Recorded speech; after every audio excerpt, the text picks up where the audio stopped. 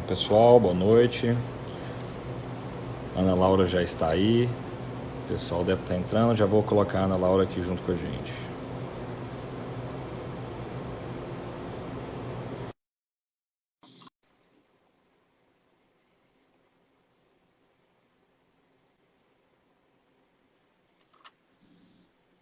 Luquinha, tá me vendo? Boa noite, tudo bem? Tudo bem? Tudo bem, e você? Tudo ótimo, como estamos de quarentena? Estamos bem, estamos bem. E você, como tá aí? Ué, tudo bem, eu tô com essa roupa de frio e assim, tô em Goiânia, viu? Por incrível que pareça, hoje tá fazendo frio aqui, Aninha. Eu ia perguntar isso. Você falou, tô com essa roupa de frio, eu falei, "Pô, deve estar em São Paulo, porque São Paulo tá frio, mas você tá em Não, Goiânia. hoje acho que Essa foi um dos. pandemia tá mudando tudo mesmo. Você viu, tá, o mundo tá de cabeça para baixo. Mas vamos lá. Como tá essa semana aí? Muitas lives já? Tá mais corrida, menos corrida? Como é que tá? Ai, Luquinha, geralmente são de 2 a 3 lives por dia, sempre de assuntos diferentes, para a gente também englobar diversos aspectos do mercado financeiro, né? Então, sempre tem muita pauta, sempre tem muita coisa para falar. E agora também tem muita gente preocupada com as suas carteiras de investimentos, então nunca falta assunto. Uhum. É, mas realmente é uma demanda curiosa, assim. Eu falo que eu já estava adaptada a fazer live pelo Infomani e pelo próprio Explicana, pela forma como o conteúdo sempre foi produzido. Mas essa será a única ferramenta e a única forma de passar conteúdo relevante até cansa um pouco. E eu acho que cansa o público, porque tem muita live o tempo todo de muita Exato. coisa, né? Então eu acho que fica sendo uma coisa dos dois lados. Assim, quantas lives você Não. assiste, por exemplo? Eu não assisto nada. Eu tenho tentado me organizar para assistir pelo menos uma ou outra, mas assim, sempre com algum tema que realmente está me chamando a atenção, sabe? Eu acho que todo mundo passou por aquele boom das primeiras 1 ou 2 semanas que acho que quis abraçar o mundo tentando pegar o máximo de conteúdo possível, mas eu acho que todo mundo já deu uma acalmada e agora acho que é pincelar os conteúdos mais relevantes e por isso até já iniciando, primeiro te agradecer de coração pelo tempo, viu, Ana? É, Imagina. é um prazer, especialmente, não só para nós do Lead Goiás, mas para mim, especificamente, pela nossa amizade de longa data, ver o seu sucesso astronômico nos últimos anos, ter tido o privilégio de acompanhar com a proximidade bem forte, desde o seu período que você saiu da faculdade, da UFO, e foi trilhando o seu caminho de estudos em paralelo com a sua ascensão profissional de forma extraordinária. Então, primeiro, parabéns pela trajetória e mais uma vez, já te agradeci no privado, mas obrigado de coração por ter aberto esse espaço com a gente poder bater esse papo, tá bom? Imagina, Luquinha, agradeço de verdade. Realmente, assim, fico super feliz de partilhar esse momento. Sei que você tem essa responsabilidade super legal hoje no Lead Goiás. A gente já é amiga há muito tempo mesmo. Quem diria que a gente está aqui hoje nesse momento fazendo uma Exatamente. live desse jeito? Então, eu fico super feliz. Conte comigo e fique tranquilo. Vamos falar do que a gente Vai. puder e precisar por aqui. Precisando sempre, estarei sempre aqui.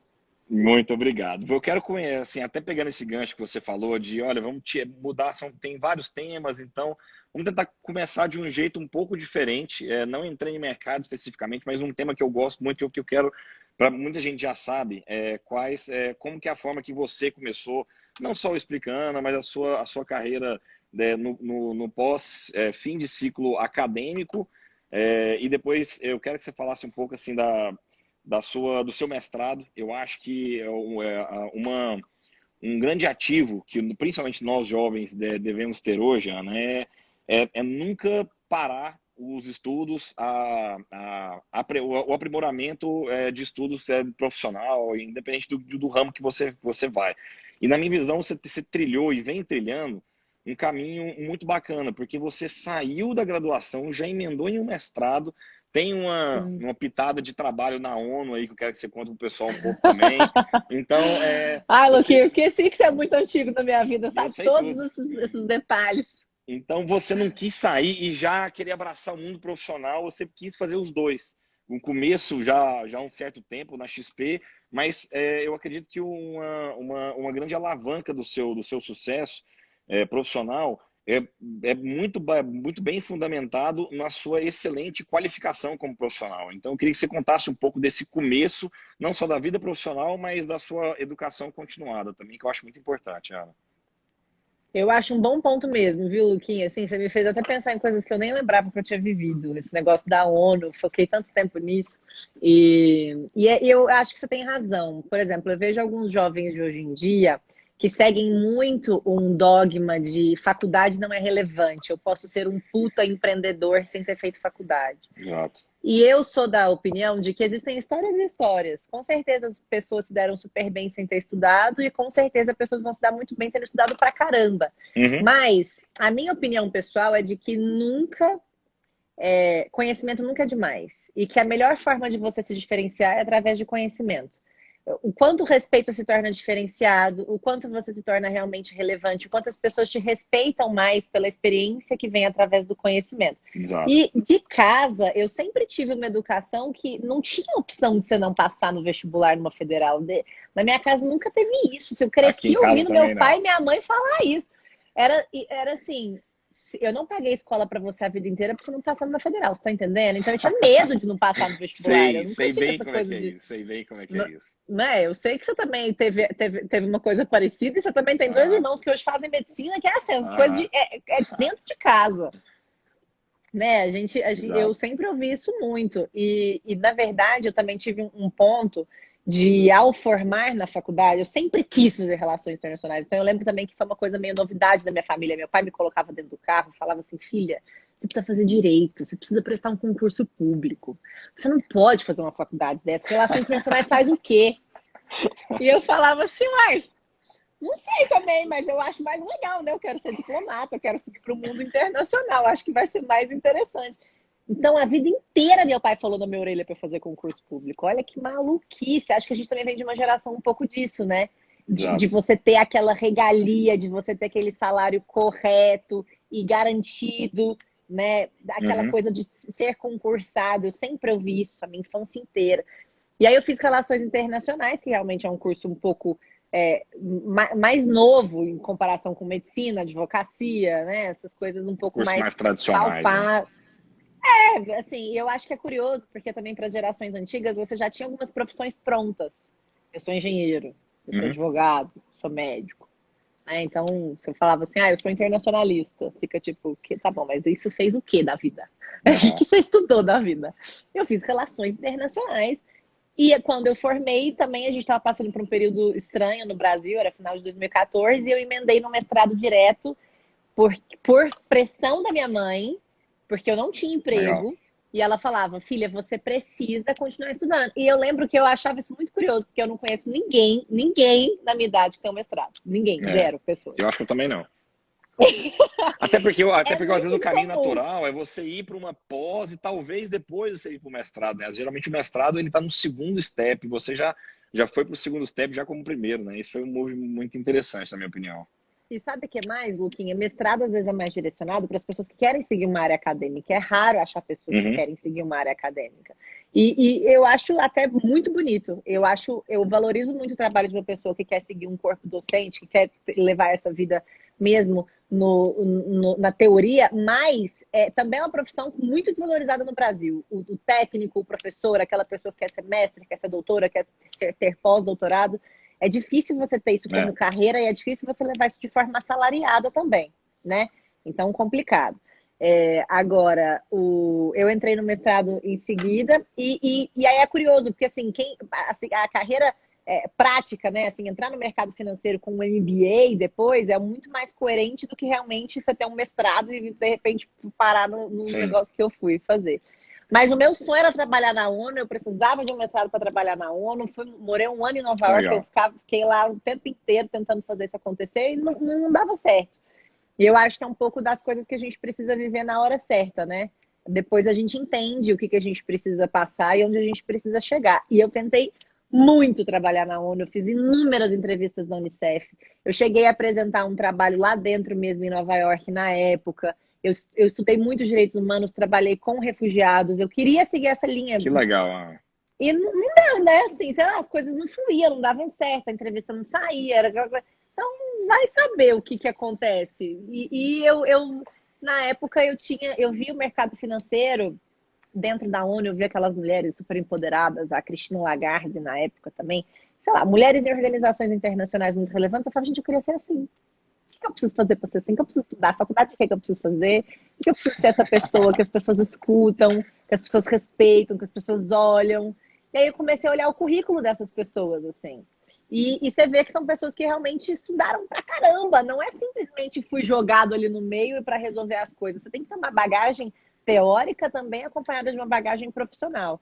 Então, eu acho que super é algo que valeu a pena. Fazendo um adendo E só, Ana, e assim, na verdade, isso, para mim, particularmente, é uma das coisas que hoje acontece com que acontece com uma frequência tão grande, que são pessoas que são donas de verdades absolutas sem ter estudado e ter bagagem para isso. Então, a gente vive, na minha visão, uma cultura de um achismo que tem sido muito danoso para a sociedade como uma forma geral, sabe? Então, pessoas que às vezes refutam estudos, a ciência como um todo, e isso vira algo que, não, se eu acho, então é a verdade certa, se alguém falou isso, se eu acho que faz sentido, então é isso mesmo, vão criando teorias, mas na verdade sem nenhum embasamento. Então, até no mercado que você foi entrar posterior, que foi no coração do mercado financeiro mesmo, na minha visão, se você não tivesse tido essa bagagem técnica mesmo, de estudo, de mestrado, de aprimoramento mesmo no âmago da teoria do mercado financeiro, fatalmente você poderia até ter chegado aonde você chegou, mas talvez você não ia se sustentar como você vem se sustentando e só crescendo mais. Então, alguma hora a sua casa ia cair, na minha opinião, porque o achismo ele não dura muito tempo. eu compartilho e concordo, assim. Eu falo, e algumas pessoas que já ouviram, às vezes, eu falar sobre a minha carreira, algumas outras vezes, eu falo uma coisa e eu repito. Eu queria, quando eu era mais nova, eu tinha muita inveja dessas pessoas que tinham uma carreira muito linear, sabe? Assim, Luquinha, tipo, eu fiz administração, aí eu consegui um estágio, aí eu fui contratada nessa empresa, e aí eu tive uma baita carreira, aí eu comecei a fazer um MBA naquele assunto, e a sua vida se desenrola para uma coisa que você é moldada a fazer, Uhum. porque você já fazia. E, na verdade, eu, por exemplo, fiz faculdade de Relações Internacionais, estudei Direitos Humanos com Refugiados, depois eu fiz mestrado em Economia Política Internacional, onde eu estudei financiarização do crédito de carbono. Depois eu trabalhei numa empresa de tecnologia, para entrar numa empresa de mercado financeiro.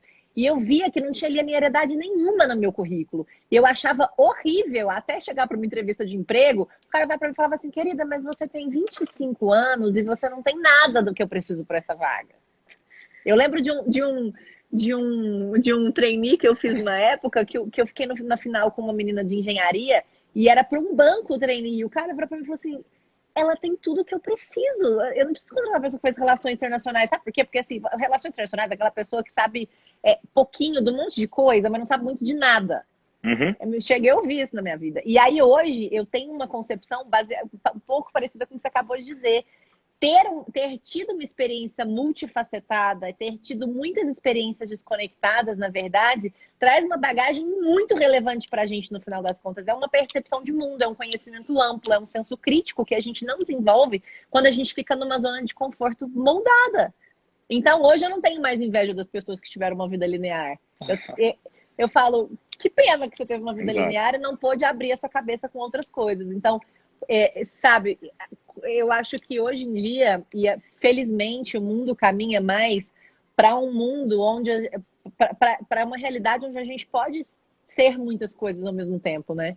Então, eu fico muito feliz em ver pessoas que formaram em, sei lá, vou falar de administração de novo porque é mais amplo, mas de repente faz uma pós-graduação em neurociência aplicada, assim, e entende que você pode gostar de muitas coisas ao mesmo tempo e que a sua profissão pode aceitar muitas características desconectadas que são bagagens complementares entre si e não competidoras, né? Perfeito, perfeito. Perfeito, Ana. Conta um pouquinho agora só, antes da gente entrar num tema mais de análise do cenário econômico e tudo. Por que? Explica, Ana. Conta pro pessoal. Ai, meu Deus! Não, É uma história, nada a ver. Eu até falo assim, gente, as pessoas às vezes pensam que teve um baita estudo de marketing por trás. É muito engraçado isso. Até muitas vezes, assim, no começo, explicando, quando eu comecei a visitar umas gestoras, e aí eu chegava, assim, para conhecer o produto financeiro, já vinha o diretor de marketing da instituição e falava assim, a gente quer te conhecer, porque a gente queria saber o que você fez, como que você... Eu falo assim, gente, mas eu só tô sendo eu. 100% do tempo, não tem nada de marketing aplicado em nada. É só ser verídico e mostrar uma pessoa real. Acho que ninguém mais quer ficar vendo vidas plastificadas na internet. A gente Com quer certeza. pessoas reais. E aí, o Explicana surgiu porque na época eu já estava na XP, foi meu primeiro emprego no mercado financeiro e foi um emprego muito batalhado, assim. Eu queria trabalhar nessa empresa, não conhecia ninguém em São Paulo, zero pessoas do mercado financeiro que pudessem me indicar, assim, que eu pudesse entrar. Então eu vi essa empresa na internet e achei o máximo. Falei, gente, essa empresa é o máximo, olha só, tem tudo a ver com o meu mestrado, tem área aberta para eu trabalhar lá, preciso que alguém me indique. E aí eu comecei a fazer um caos. Eu perguntava para todo mundo que eu conhecia, assim, você conhece alguém que trabalha na XP Investimentos? Você conhece alguém que trabalha na XP Investimentos? E aí, duas pessoas totalmente aleatórias me indicaram para duas pessoas dentro da empresa para fazer uma entrevista. E eu fiz 17 entrevistas na XP, porque todo mundo que virava para mim falava assim, até que isso é legal, mas assim, eu já preciso de uma pessoa que saiba mais sobre finanças e você não sabe nada. Era tipo isso, basicamente. Eu fiz 17 entrevistas e eu entrei numa área de super iniciante mesmo. Eu atendia contas mais baixas, atendia telefone, fazia de tudo um pouco. Sabia um pouco sobre o produto e me desenvolvia ali, naquela área. Só que o que me ajudou até chegar no formato do Explicana foi que eu passei pelo processo de aprender sobre os produtos financeiros que eu ensinava, enquanto eu aprendia ao mesmo tempo. E aquilo foi me trazendo uma bagagem de conhecimento diferente também. Eu não tinha estudado antes sobre finanças tão a fundo, tão no detalhe sobre os produtos financeiros. E depois de trabalhar 2 anos com o mesmo tipo de atendimento, mas cada vez com carteiras maiores, eu fui virando banker e mudando o cargo, teve um projeto que nasceu dentro da XP, que era o XP Explica, que já era um projeto de educação financeira através de redes digitais, de redes sociais. E eu fui fazer um teste. Muitas pessoas na XP fizeram vídeos para a gente fazer esse XP Explica. E eu acabei pegando esse negócio meio que sem querer, porque eu também não ansiei fazer. Algumas pessoas foram convidadas. A gente acha que às vezes o fulano aqui que tem um conhecimento técnico legal, a gente vê esse fulano aqui, nananã. Um monte de gente fez o teste. Eu fiquei muito hesitante na época quando deu certo, porque eu falei, gente, será que eu vou largar minha carteira inteira de clientes agora? Tem 2 anos que eu tô fazendo só isso. Minha carteira tinha chegado a 400 milhões de reais. E eu falei, eu vou abrir mão disso para fazer um negócio que eu não tenho nem noção se vai dar certo. Como é difícil construir carteira, né, Ana? Ganhar confiança, a pessoa geralmente coloca um pouquinho lá e vai te testando para poder colocar mais. Então é um processo bem gradativo mesmo. Imagino quando é difícil essa decisão de dar essa carteira para voltar essa carteira para a companhia, né, entre aspas, e startar um novo projeto, né?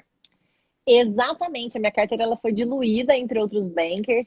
Esse processo de montagem da minha carteira, ela também veio acompanhada com a placa da XP, né? Eu falo assim, eu entrei na empresa num período em que o crescimento dela também foi favorável para o crescimento do meu próprio portfólio. Sabe, assim, você falava, eu sou assessora da XP, o povo já falava, não, legal, então trazia um pouco dessa bagagem interessante, legal. Mas você tem que fidelizar de fato aquele cliente, você tem que fazer com que ele goste do seu trabalho, com que ele traga o capital dele todo, principalmente no período em que ninguém entendia o que era tirar o dinheiro do banco, levar esse dinheiro para uma instituição que não conhece, então realmente é um trabalho complicado e principalmente na manutenção do seu cliente satisfeito, né? E quando você é muito jovem e quando você não tem tanta experiência, ainda é mais difícil para as pessoas acreditarem no seu discurso. Com certeza. Então, realmente foi um desafio muito grande. E o XP Explica nasceu, voltando nessa pauta, como um projeto de redes sociais da XP que eu comecei a fazer. E eu precisei abandonar a minha carteira com o tempo. E eu fui criando opiniões sobre o projeto. E o projeto não era meu, era um projeto institucional onde eu fazia com a empresa. Mas eu queria dar mais opiniões, eu queria que ele fosse mais pessoal. E nessa ideia dele ser mais pessoal, já tinha alguns canais na internet, né, de finanças, não são poucos hoje em dia, então existem inúmeros. E tinha um que tinha no nome do canal o nome da pessoa. E eu falava, gente, que animal isso, né? Olha só, podia ter alguma coisa com o meu nome junto, que as pessoas já iam associar a mim. E eu não sou ninguém, ninguém me conhece hoje em dia. Se eu colocar já o meu nome ali no meio, às vezes já ajuda. E como já tinha o XP Explica, eu falei, mas sou eu que faço o XP Explica, né? E você quer saber? Acho que eu vou pôr esse trem aqui de explicar, Ana. E na época já tinha uma discussão na empresa de tornar o projeto mais pessoal e menos Uhum. institucional. Na época eu mandei um e-mail para o diretor comercial, o Benchimol, o diretor de marketing, todo mundo, assim, umas 7 pessoas, uns 7 diretores que estavam acompanhando o nascimento desse projeto. Falei, gente, a partir de amanhã não vai ser mais Chupa Explica, vou começar como explicando. O que vocês acham dessa ideia? Vocês acham que rola? Acham que pode ser outro Ousado, nome? hein? Que Não sei legal. o quê. Aí fiz o Twitter, o Facebook, comprei o domínio na internet, fiz o Instagram e comecei a fazer. E a XP adorou também, porque eles falaram, putz, assim a gente sai também do institucional, a gente Uhum. coloca uma pessoa para fazer, a gente perde um pouco dessa ingerência, dessa responsabilidade de também cuidar desse conteúdo para tudo que a gente tem que produzir. Vamos deixar isso na mão da Ana. E na época eu só pensava o seguinte, eu falava assim, gente, se esse negócio der errado, eu já não tenho mais a minha carteira, vou ter que É começar do um zero. all-in muito grande, hein? E fora que eu tenho que colocar minha cara a tapa. Ou seja, se der Lógico. muito errado, ninguém mais me contrata em São Paulo. Eu vou ter que voltar a morar em Uberlândia. Eu vou fazer o quê da minha vida? Então eu pensava assim. E na época eu também tive um conselho muito legal do meu ex-chefe, que foi, Ana, se esse projeto der certo, não vai faltar gente para falar que a ideia não foi sua. Porque não foi você que simplesmente acordou e falou, acho que eu vou virar explicando hoje, gente. Não. Foi um projeto construído, que depois eu realmente segurei com as unhas. Mas ele me falou também que se esse projeto desse errado, não ia faltar gente para falar que a culpa foi minha, porque só eu que tinha Com responsabilidade certeza. para fazer ele funcionar. E isso entrou na minha cabeça de uma forma que eu falei, eu vou fazer esse negócio funcionar. E de repente foi isso. Eu comecei a fazer todo o conteúdo, toda a ingerência de conteúdo, todos os posts, todos os vídeos, todas as pautas, todos os roteiros, tudo, Luquinha. Então, chegou num ponto em que as pessoas olhavam para mim e falavam assim: cadê seu time? Eu falava, meu time sou eu, bem. Eu e meu celular. Você quer falar do quê? Vamos lá, vamos começar. O time é isso. E aí hoje, graças a Deus, eu tenho um produtor audiovisual que me ajuda a produzir podcast, que me ajuda nas edições de vídeo no YouTube. Então hoje, o Explicana, somos um time de 2 pessoas que está cada vez mais ali amparado, está institucional, pertence ao Grupo XP. Não é um projeto meu sozinha. Ele tem a égide da empresa, ele é uma asset hoje do grupo, mas Legal. de fato, as pautas, os conteúdos e tudo que sai ali é 100% Ana explicando. Explicando, não tem como Oi. alguém crescer muito e dar uma alavancada na carreira sem tomar risco. Você tomou o risco e tá colhendo fruto disso, né?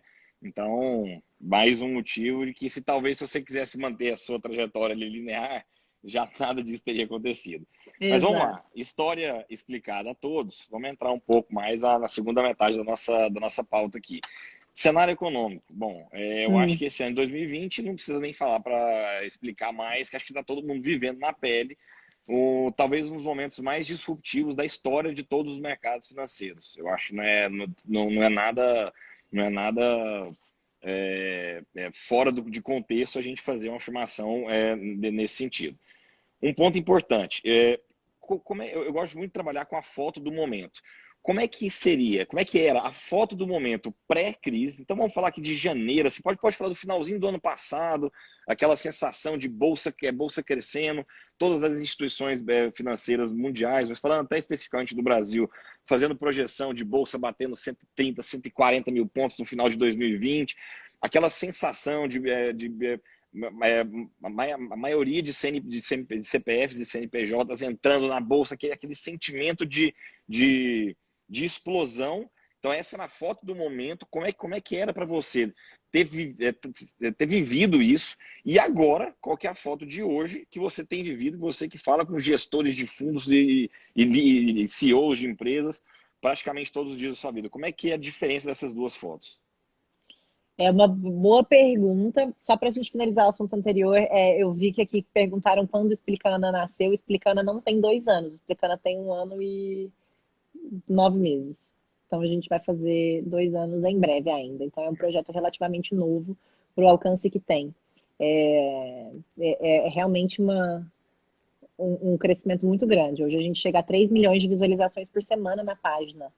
É bizarro. Mas, enfim, vamos falar um pouquinho dessa foto agora de mercado, que eu acho que é um assunto muito relevante também, até para a gente falar para o pessoal aqui do Lead Goiás que está nos assistindo. É, é muito bom falar disso, porque a foto no começo do ano ela é totalmente contrária ao que a gente está vivendo agora, em todos os sentidos. A gente esperava que a bolsa chegasse a 120 mil pontos, a gente esperava um PIB positivo, a gente esperava uma Selic reduzida e uma inflação controlada. E hoje a gente se vê numa situação onde a redução da Selic demais pode trazer um empossamento de liquidez, pode trazer um descontrole inflacionário daqui para frente.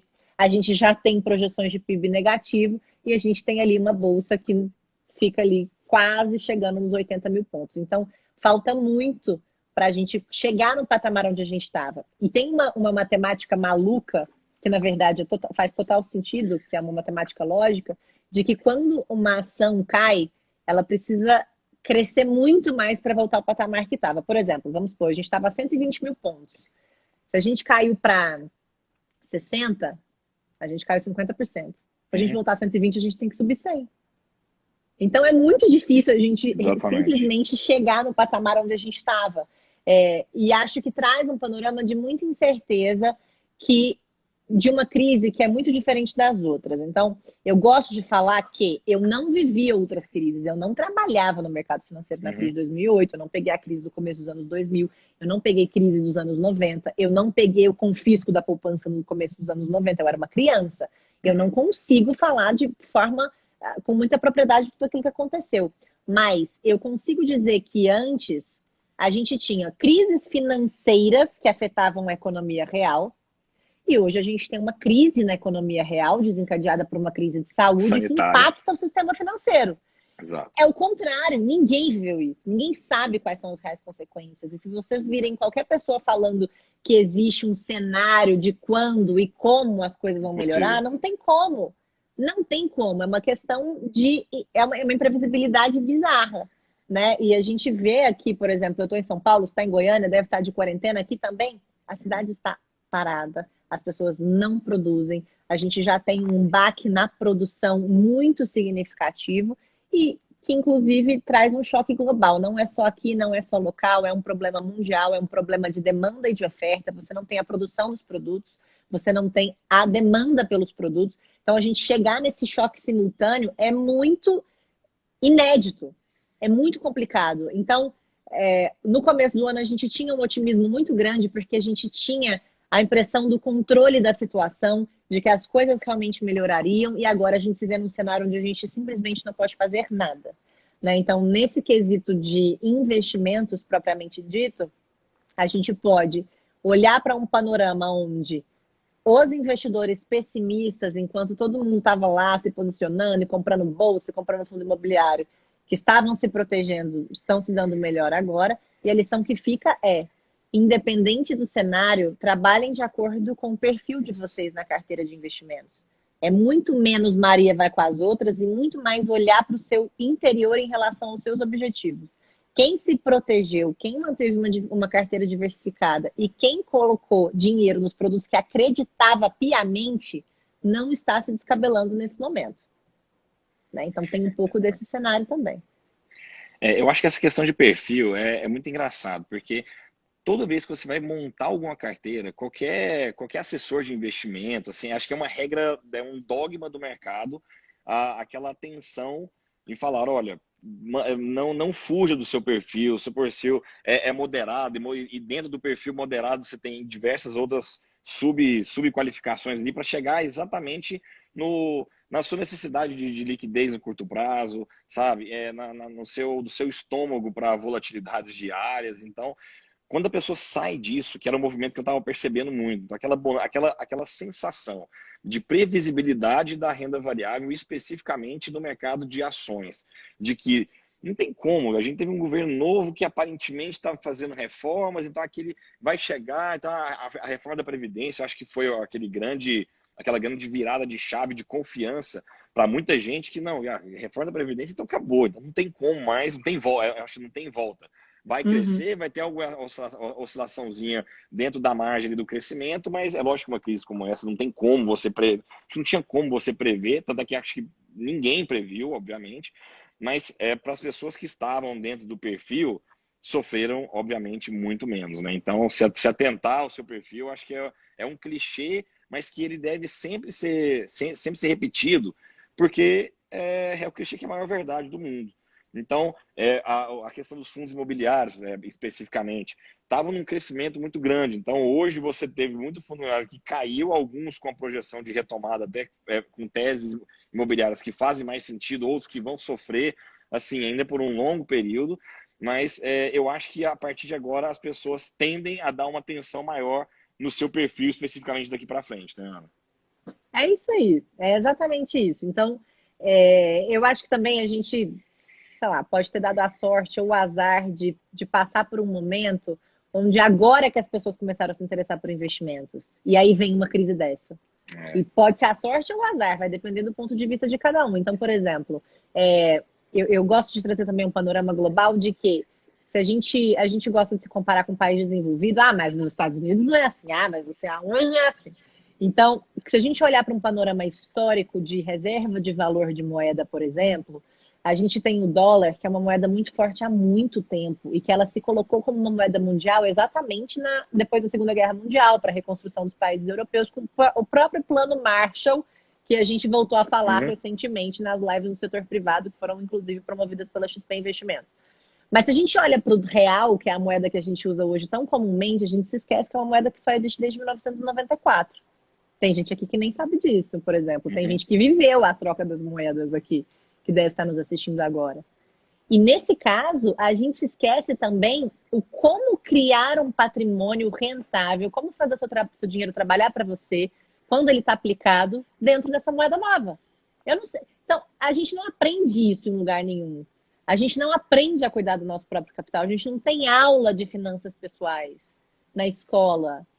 Dependendo Isso é da faculdade que você absurdo. estuda, também não.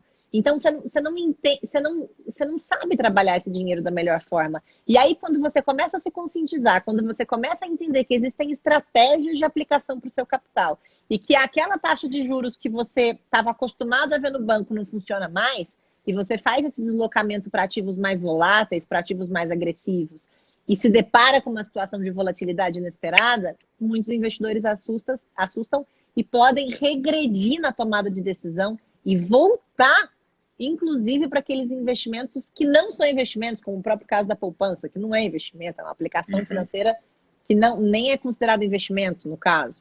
Rende menos que a inflação, você perde dinheiro deixando lá. Mas faz parte também desse processo de educação, esse processo de culturalização, esse processo de aprendizado pessoal que a gente não vive, que a gente não tem, que a gente não acessa e que faz muito parte hoje de um interesse pessoal. Então, para as pessoas que realmente se interessam por investimentos, que querem fazer com que sua carteira de investimentos seja sustentável no longo prazo, seja lucrativa, seja superavitária, seja sempre positiva, é um processo de aprendizado constante. O cenário ele vai mudando, os seus objetivos vão mudando, o seu capital a ser investido ou a ser resgatado também pode ser diferente ao longo do tempo. Então, a gente precisa ter um processo de autoconhecimento muito grande. Por isso que eu volto também muito nessa pauta. Você falou um ponto muito importante, me deu até um déjà vu um pouco, porque essa questão de educação financeira nas instituições, instituição de graduação, nas universidades, para mim não deveria ter nem discussão. Independente do curso, humanas, artes, o que for. Educação financeira devia ser básico. Isso me chocou. Assim, eu já acho até que era para ser desde o ensino médio, ensino fundamental, enfim. Mas no ensino superior, assim, a gente não deveria nem estar discutindo isso. E foi algo que me chamou muita atenção. Logo quando eu terminei meu curso de graduação, formei em Engenharia Civil pela Universidade Estadual de Campinas, pela Unicamp. E, assim, você não tem, até lá, num curso de exatas, em uma instituição estadual de renome no país, eu senti uma falta de uma educação, nem que seja uma educação mais básica, mas bem feita, de educação financeira. Então, o engenheiro hoje, e aí depois disso, eu lembro que eu conversei com diversos amigos meus, que eu peguei aquele boom de início de curso de engenharia, onde estava o boom dos engenheiros no Brasil, no governo Lula, Dilma, aproximadamente 2009, 2010, por aí. e eu saí no início da crise. Eu formei em 2014 para 2015. Então, não tinha espaço para engenheiro nenhum. Os engenheiros estavam todos migrando para o mercado financeiro, então veio uma leva de engenheiros para o mercado financeiro exatamente nessa época. E eu lembro que eu fui direto para o mercado de trabalho na época, fui empreender, e depois eu voltei e fiz uma pós-graduação em finanças pelo INSPER, porque eu tinha um buraco em noções básicas de educação financeira, que eu acho assim, um erro crasso do sistema educacional brasileiro como um todo. Então, tudo isso que a gente está conversando agora passa por um problema educacional estrutural muito grande, que deve ser corrigido assim, urgentemente, para a gente, daqui a alguns anos, a gente tá olhando para esse problema de educação, de como você gerir os seus ativos e até menos, como você gastar menos do que você ganha. A gente vai ter uma discussão muito mais profunda nesse sentido, né? Exato, Luquinha, a gente não aprende, é cultural mesmo, é errado. Esses dias eu estava até falando com meu namorado, briófita, pteridófita e o quê? A gente estuda um monte de coisa que você não usou na sua vida e a gente não aprende a cuidar do próprio dinheiro, a entender a importância de um orçamento pessoal positivo, a saber as melhores formas de rentabilizar nosso dinheiro. Já tem até aqui um comentário falando que poupança é bom para reserva de emergência. Não façam isso. Tesouro Selic é uma porção de reserva de emergência. A poupança não. A poupança te faz perder dinheiro até para ter a sua reserva de emergência. Eu falo que se poupança fosse investimento, era sinônimo no dicionário. São conceitos diferentes, ué. Não tem nada a ver uma coisa com a outra. Boa. Nem confunde, que nem funciona. Falando um pouco assim, de uma semana para cá, começou a ter uma discussão muito grande. Vários economistas graduados, como até o ex-presidente do Banco Central e hoje atual secretário da Fazenda do Estado de São Paulo, Henrique Meirelles, publicou um artigo, numa entrevista, falando sobre impressão de papel moeda, falando que isso no estado que a gente se encontra hoje, isso não acarretaria em um aumento de inflação, vários outros economistas corroborando a opinião dele e, obviamente, outros contra, falando que não.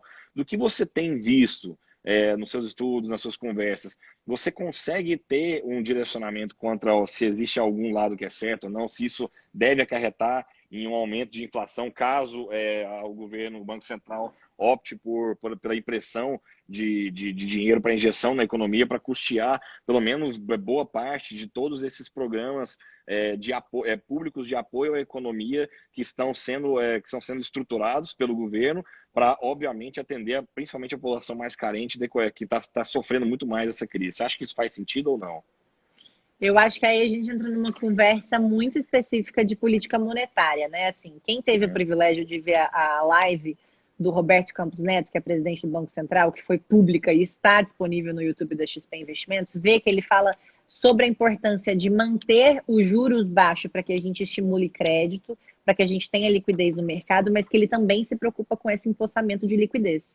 Eu achei muito curiosa essa live porque ele se comportou como Roberto Campos Neto, e não como presidente do Banco Central. E existe uma diferença aí muito grande, porque ele se mostrou um especialista economista preocupado, e não um cara que tinha uma responsabilidade institucional para passar a mensagem que ele passa quando ele está ali naquela cadeira de presidente do Banco Central. Então, eu acho que se esses caras, se Henrique Meirelles, se Mansueto, se Roberto Campos Neto, Paulo Guedes estão em seus campos de atuação e fazendo as atitudes possíveis com as ferramentas que eles têm acesso, eu não duvido da capacidade deles de estarem dando o seu melhor nesse momento.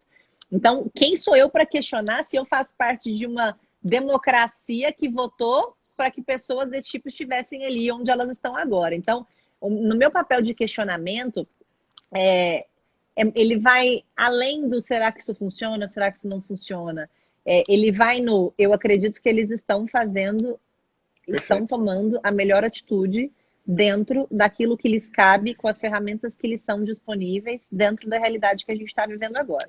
Então, eu acho que não tem muito mais espaço para a Selic cair, eu não vejo porquê. Eu acho que se a gente tivesse com um sistema produtivo de pé, se a gente estivesse crescendo com PIB positivo, com as construtoras funcionando, com a produção rolando, com tudo realmente estruturado, aí faz sentido você realmente estimular crédito, estimular consumo e deixar um juros baixo para que você tenha financiamento e toda uma estrutura fomentada, como a gente chama de economia aquecida. Mas agora, com todo, de novo, com esse choque de demanda e de oferta simultâneo, com a impossibilidade da produção e com a impossibilidade de consumo, eu já não vejo seguido para que a gente mantenha tanto juros baixos. Eu acho que do jeito que tá bom. Acho que é possível que reduzam mais um pouco pelos relatórios que estão sendo montados e disponibilizados e divulgados pelo próprio Banco Central, pelo Focus e pelos relatórios de economistas de casas de gestão e de casas de relatórios, mas eu não acho que chega abaixo de 3%. E aí essa é a minha opinião pessoal, Ana, com a minha bagagem de conhecimento, não sou economista, mas lido com as informações de economia o tempo todo e com a minha percepção do que eu acho que pode acontecer daqui para frente. Perfeito, Ana. Falando um pouco, a gente citou nessas nossas conversas, a gente falou um pouco sobre a quantidade de investidores que entraram na Bolsa em um momento que, teoricamente não, na prática, foi um dos maiores, quem sabe o maior boom do mercado financeiro brasileiro, porque as pessoas foram tendo educação e foram migrando, aquele processo, né, que a XP liderou de uma forma brilhante, processo de desbancarização, de tirar o dinheiro da poupança, como você muito bem falou, e ir para o mercado para fazer uma carteira, e parte dela, obviamente, pelo menos nem que seja um pouco, foi para a renda variável e aconteceu o que a gente aconteceu. Naturalmente, as pessoas tendem a voltar, ficar um pouco mais receosas, as pessoas que às vezes mais simples, ou às vezes que não estavam no perfil adequado no pré-crise, elas tendem a ir para ativos mais seguros. Espero eu que, como você também falou, que não volte para a poupança por todo isso que a gente passou. Um dos ativos que, até por muitas pessoas falam que é o investimento mais tradicional da história do Brasil, que são os imóveis, na minha visão, passado um pouco esse curtíssimo prazo, principalmente acho que esse ano, os próximos meses, que tendem as pessoas, acho que a sentar em cima do dinheiro mesmo, tentar economizar o máximo para poder pensar em um next step, né, em um próximo passo. Como é que você imagina que o setor imobiliário, como todo mundo fala, que numa crise econômica, ele é o primeiro a começar a dar indícios de ser atingido, mas também o primeiro a mostrar para o mercado que ele está voltando a crescer, ditando um ritmo, uma tendência da economia como uma forma geral, você acha que dessa vez essa máxima tende a acontecer de novo? Assim, os imóveis, por tudo isso que a gente tem falado, tendem a ser, depois de passar esse período dos investidores mais assustados, serem o principal deslocamento de ativos para ter rentabilização, aproveitar oportunidades de defasagem de preços que já estão acontecendo, na minha visão vão acontecer mais, ou não? Você não acha que esses investimentos devem ser pulverizados para outros ativos também seguros? Gosto muito dessa pergunta, Luquinha. Primeiro, que você é engenheiro. Segundo, que é um assunto muito polêmico no mundo financeiro também, porque a gente fala muito de não ter o dinheiro no mercado financeiro e ter ele imobilizado em algum imóvel. E isso é muito comum, de novo, na nossa história, na nossa cultura brasileira, porque o Luquinha travou. Vocês estão me ouvindo? Está todo mundo me ouvindo ou só ele Eu que estou está te travado? ouvindo, mas você travou aqui também. Mas aí, voltou. De novo, a gente passa por outro e travou de novo.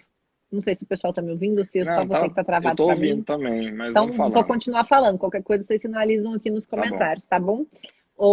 De novo, traz um pouco dessa perspectiva cultural, que é a baixa possibilidade de uma reserva de valor na sua moeda. A gente acabou de falar disso. Se você tem uma baixa capacidade de reserva de valor na sua moeda, pelo que você entende, você simplesmente acaba direcionando o seu dinheiro para esses imóveis imobilizados. E, de novo, essa bagagem que a gente tem do confisco da poupança no começo dos anos 90 traz mais essa percepção de que, se eu tenho esse imóvel físico, não adianta o presidente tirar meu dinheiro do banco, eu tenho um imóvel físico no meu nome, é meu. Não precisa. Pode trocar de moeda, não tem problema. Antes era cruzado, agora virou cruzeiro novo, agora virou real, não tem problema. Eu tenho um imóvel no meu nome, está registrado. Aquele bem é meu e aquele bem vai valorizar. Então, a gente tem de novo essa bagagem histórica. Eu não sou daquela pessoa que tem uma opinião, que acha que você não precisa ter seu imóvel próprio. Eu acho que todo mundo tem seus objetivos pessoais de realização pessoal e que, se o seu imóvel próprio está na sua lista, tenha o seu imóvel próprio, deixe de pagar aluguel, enfim, e tenha esse ativo, sim, como uma forma de investimento. Mas o questionamento que a gente traz agora, baseado em todo esse histórico também econômico, é: você nunca viu alguém que dedicou a sua vida para investir em imóvel e deu errado? Quantas vezes as pessoas trocaram um dinheiro que poderia ser direcionado para o mercado financeiro para um bem físico que não recebe uma rentabilidade minimamente interessante ao valor que ela pagou por aquele imóvel, em primeiro lugar, e em segundo lugar, aquele imóvel não virou uma renda, virou uma dor de cabeça. Uhum. Isso existe em inúmeros Muito casos, comum, muito infinitos comum. casos, é super comum, mais comum do que as pessoas gostariam que fosse, e é uma realidade. Agora, se a gente olha para o contexto pré-coronavírus, juros baixos, estimulação da economia e um fomento de aquecimento econômico, a gente tem o setor de construção, o setor imobiliário, muito favorável, muito favorecido, tanto para a construção física, para você ter esse financiamento mais barato, o crédito mais barato e conseguir ter acesso ao bem físico, quanto para os fundos imobiliários que te dão acesso e oportunidade para você ser sócio de hotéis, de shoppings, de galpões de logística, de lajes corporativas, por um preço extremamente acessível, receber esse dividendo na sua conta mensalmente, isento de imposto de renda, Perfeito. que é uma característica desse ativo. Então, você tem muitas situações diferentes e um cenário que é favorável. Agora, pós-coronavírus, quando a gente tem, de novo, aqueles grandes empreendedores ou donos de imóveis que precisam, são obrigados a renegociar os aluguéis com seus inquilinos, porque eles não vão pagar o aluguel agora. Isso eu estou falando de loja, eu estou Uhum. falando de shopping, eu estou falando também de galpões, quando não são contratos atípicos, por exemplo, porque aí você tem uma outra situação, mas até o fato de pessoas saírem e não conseguirem pagar os seus próprios aluguéis da casa onde eles moram hoje. Então, são processos de renegociação. E, de novo, às vezes aquele imóvel que poderia ser o seu porto seguro no seu futuro vai virar mais uma dor de cabeça do que simplesmente uma fonte de renda. Então, eu sou adepta da teoria da diversificação mesmo. Eu acho que não tem problema você ter investimentos em imóveis físicos, mas você não precisa ter todo o seu dinheiro baseado numa renda em imóveis físicos e concentrar toda aquela sua produtividade, a sua fonte de receita nesse ativo. E acho que dá para você ampliar os seus horizontes, principalmente no mercado financeiro imobiliário. Porque você tem a oportunidade de se expor a diversos setores que você não conseguiria investindo com capital próprio na maioria dos casos, a não ser que você seja um multibilionário e seja dono enfim, de inúmeros galpões de logísticas ou de inúmeros shoppings distribuídos pelo Brasil, mas você tem a opção também de diversificar essa carteira. Falando de agora, no que você gosta do retrato do momento, num cenário de coronavírus, num cenário onde a gente tem a taxa de juros ainda baixa e num cenário onde a gente acredita na recuperação da economia no longo prazo, agora você vai encontrar inúmeras oportunidades no setor imobiliário com muito desconto, tanto no imóvel físico, com pessoas que poderiam ter imaginado vender um imóvel mais caro no futuro e que vão se ver obrigadas, Uhum. porventura, a vender mais barato agora para ter uma fonte de receita, quanto em ativos negociados na Bolsa de Valores vinculados ao setor imobiliário, porque você encontra muitas cotas de ativos muito bons que agora estão descontados. Né? Então você tem aí as duas Exatamente, é. premissas de novo. Você falou algo que assim, até eu estou vendo lá nos comentários aqui, muita gente comentando coisa bem legal. O Sidinaldo tem feito alguns comentários aqui, que é até filiado nosso. Queria mandar um abraço especificamente para todos os filiados do Lead Futuro Goiás aqui que estão junto com a gente. Ele falou exatamente isso. Assim, quem tem capital agora, quem tem dinheiro agora, vai ter a oportunidade de comprar muito ativo bom por um preço lá embaixo. Então, são as oportunidades de mercado. Uma coisa que eu gosto muito de falar é não olha só o desconto que esse valor do imóvel está dando. Se ele era X e agora ele está com desconto de Y, você compraria ele por 30%, 40% a menos.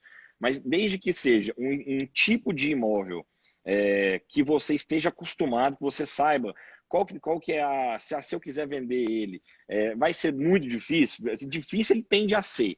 Mas, como você falou, geralmente você tem uma liquidez mais demorada nos imóveis, é uma característica de você comprar um apartamento, comprar uma sala comercial, comprar um lote, enfim.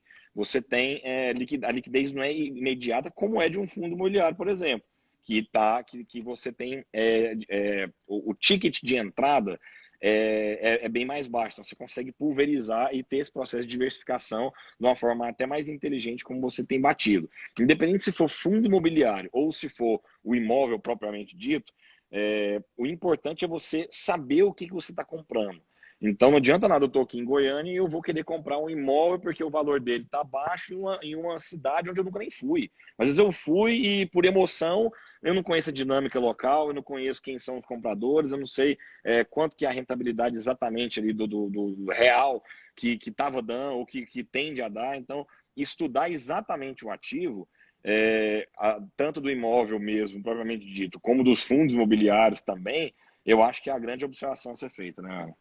Exatamente, Luquinha. E para quem se interessar no assunto, eu gravei um podcast no Explica Ana, e para quem não sabe, eu tenho os podcasts com conteúdos que são totalmente diferentes com o que vocês veem no Instagram. Na verdade, cada plataforma tem o seu conteúdo diferente. Então, no YouTube tem conteúdo que não tem no Instagram, no podcast tem conteúdo que não tem nos outros dois, no Twitter, LinkedIn, etc. Convido vocês a conhecerem as outras páginas nos outros canais digitais.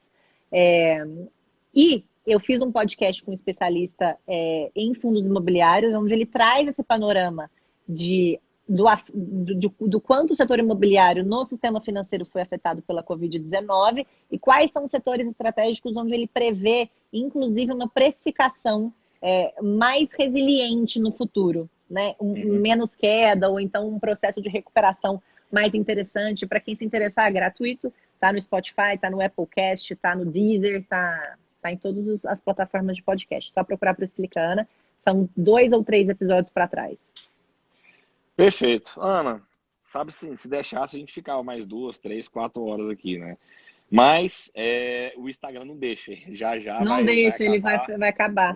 vai travar. E assim, até a gente do Lead, a gente tem um compromisso muito grande com o horário. Então, mais uma vez, eu queria te agradecer de coração. Acho que, assim, papo leve, a gente ficava aqui mais 2, 3 horas sem dúvida nenhuma. Qual a mensagem final que você deixa para o pessoal que está acompanhando a gente, à luz no fim do túnel? Esse ano dá para ter algum tipo de perspectiva, de perspectiva positiva nesse pós-crise? Enfim, o que a Explicana fala para todo mundo que está acompanhando a gente aqui? Luquinha, eu acho que, na verdade, é sempre mais difícil a gente ver um lado otimista no meio da crise quando a gente está inserida nela. E eu falo isso porque provavelmente a gente já viveu crises pessoais ou profissionais ou outras crises financeiras. Quem teve o privilégio aí, estou chamando de privilégio, ter vivido outras crises financeiras, pode ter achado que naquele momento era simplesmente o último momento da sua vida, o seu último momento onde você poderia perder todo o seu dinheiro ou perder toda a sua importância. Mas eu vou trazer 2 frases que são famosas, para quem às vezes nunca ouviu, para a gente pensar hoje antes de dormir. Uma enquanto alguns choram, outros vendem lenços. Essa é a primeira fase famosa. Eu acho que um momento onde você se vê num cenário de muita instabilidade pode ser o seu melhor momento para uma reinvenção. Com certeza. E aí eu vou até parafrasear aqui a cofundadora do Nubank, a Cristina Junqueira. Uma vez eu vi uma palestra dela que ela falou: gente, no Brasil, da hora que você acorda, da hora que você vai dormir, você se vê em inúmeras situações onde você pode melhorar qualquer tipo de atendimento ou de serviço, o tempo inteiro. Então, olhe para esse momento onde você foi obrigado a sair da sua zona de conforto e veja se não é um processo de reinvenção.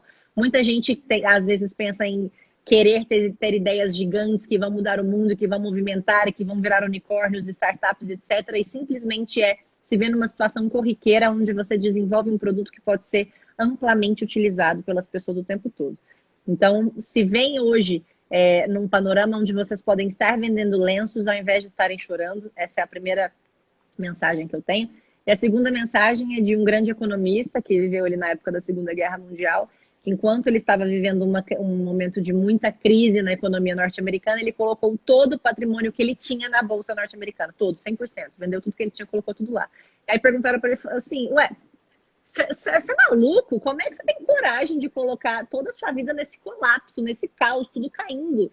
O dinheiro às vezes nem vai existir amanhã. E aí ele virou e falou assim: bom, mas se o dinheiro não existe amanhã, meu dinheiro também não vai valer nada, eu estou colocando ele inteiro lá. Só que se der certo essa estratégia de simplesmente a economia voltar ao normal, 100% do meu capital está ali. Então, isso quer dizer que eu estou muito otimista que se a gente conseguir retomar, a gente vai ter todo esse meu dinheiro rentabilizado de volta positivamente. Enfim, deu certo. Não estou falando para a gente fazer a mesma coisa agora com o Ibovespa, pelo amor de Deus. Mas eu acho que a gente realmente tem que aprender a olhar para o lado positivo de diversas situações, tá? Então, não se atenhem às estratégias que podem ter dado errado nesse momento. Não existe hora certa para investir. Existem os produtos certos para os seus objetivos. Cada investidor é um investidor. Cada dinheiro, cada planejamento, cada carteira, cada portfólio, cada objetivo. Não invista no que deu certo para o outro. Busque aquilo que é certo para você.